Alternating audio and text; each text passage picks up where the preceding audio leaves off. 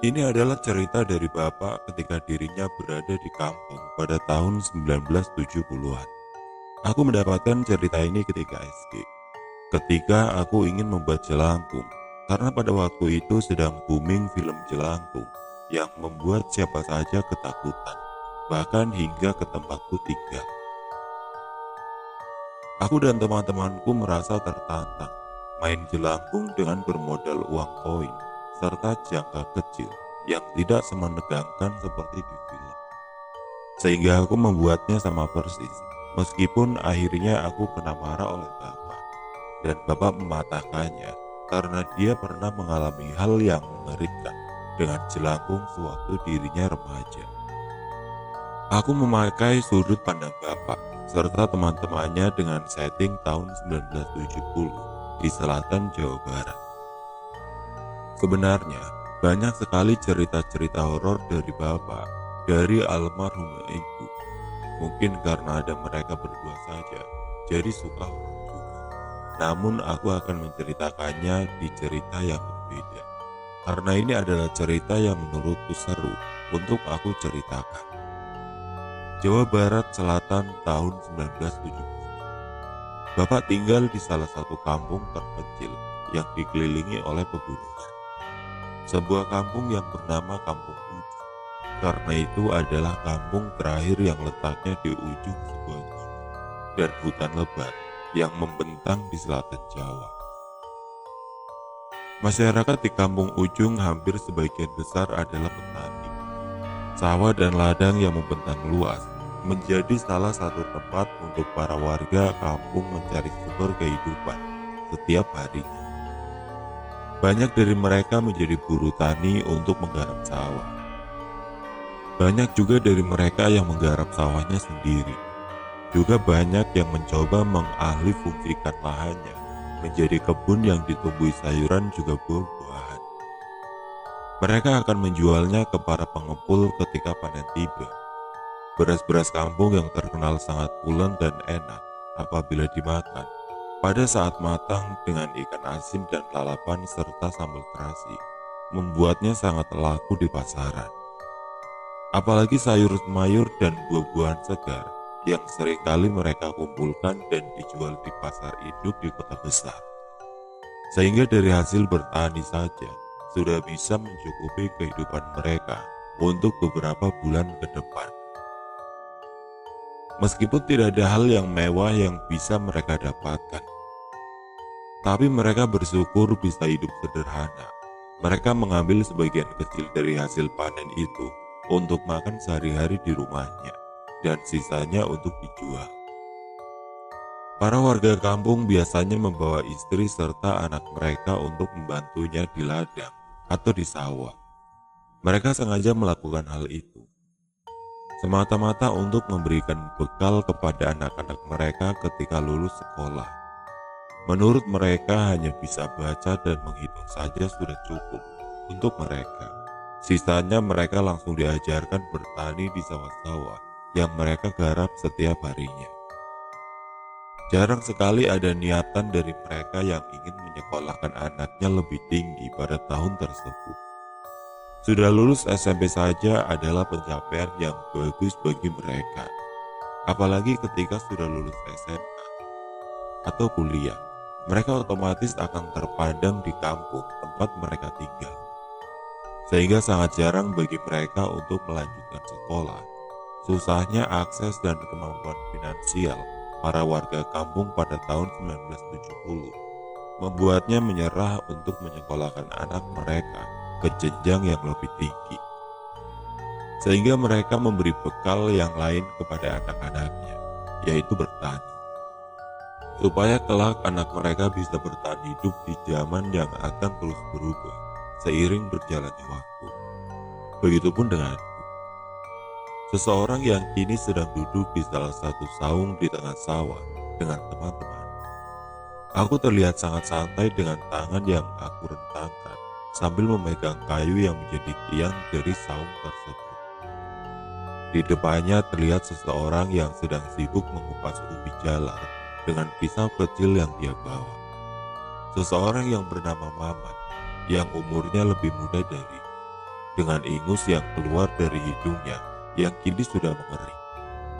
Dia mengupas ubi jalar tersebut sambil sesekali mengusap ingus dengan bajunya yang tampak kucel dan bolong karena terlalu sering dia pakai dan jarang diganti. "Si Rusdi mana? Katanya mau datang ke saung ini," kataku sambil melihat ke sawah yang luas tersebut. "Masih bantuin bapaknya mungkin, ah. Nanti juga kalau sudah beres mah kesini. Ya, ubi jalarnya udah Maman kupasin," kata Maman sambil menyodorkan ubi jalar mentah untuk dimakan kita berdua. "Aduh, si bungsu mah juara, atur nuwun ah. Dimakan ya ubi jalarnya," kataku dengan wajah yang sangat senang dan mengambil ubi jalar tersebut dan memasukkannya ke dalam mulut. Ubi jalar yang mereka makan bukan ubi jalar yang matang, tapi ubi jalar yang mentah yang sengaja mereka ambil dari pematang sawah ketika mereka berjalan ke saung ini. Tetap saja rasanya manis ubi jalar tersebut, meskipun teksturnya sedikit keras, namun cocok untuk cemilan mereka ketika menunggu Rusdi yang saat ini belum datang ke saungnya. "Ayo, ngopi sendirian gak ngajak-ngajak," kata Rusdi yang tiba-tiba muncul di belakang. Aku yang sedang mengunyah tiba-tiba langsung menyemburkan ubi jalar yang ada di dalam mulutnya karena kaget ada seseorang yang menepuk dari belakang. "Goblok, Rusdi, kamu ini kenapa?"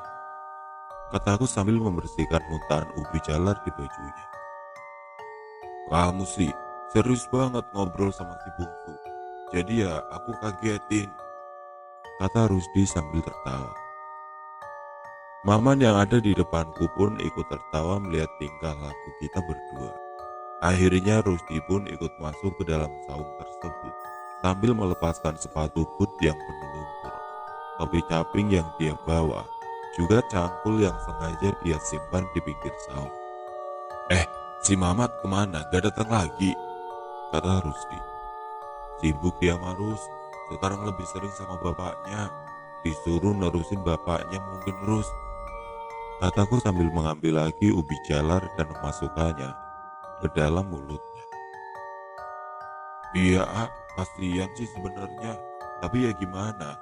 Tahu sendiri pada sama galak, ya si Ahmad nurut," kata Maman yang menambahkan perkataan dariku. Ahmad adalah salah satu temanku. Dia adalah salah satu anak dari Bapak Darsa, yaitu seseorang yang dikenal sebagai orang pintar yang sering membantu orang-orang terkena gangguan non-medis di kampung. Memang wajar, di kampungku pada tahun segitu memang masih percaya hal-hal gaib, hal-hal supranatural yang berjalan beriringan dengan kehidupan di kampung. Tak jarang semua aspek kehidupan pun kita harus sungguh-sungguh terlebih dahulu, seperti sebuah ritual persembahan dan suatu ucapan syukur kepada sesuatu yang tidak terlihat oleh kedua mata kita. Dan Ahmad sepertinya sedang dipersiapkan untuk menjadi seorang penerus dari bapaknya, sehingga sudah beberapa hari ini dia tidak ikut bermain bersama kita seperti sekarang ini. "Ya, aku gak seru lagi kalau cuma bertiga.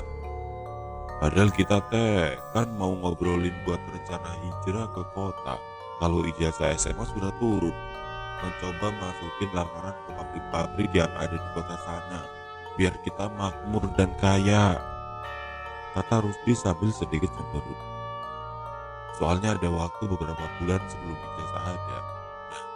Bisa kita pakai untuk nyiapin berkas-berkasnya, kayak surat lamaran dan yang lainnya, agar pas ada ijazah lengkap semua berkasnya."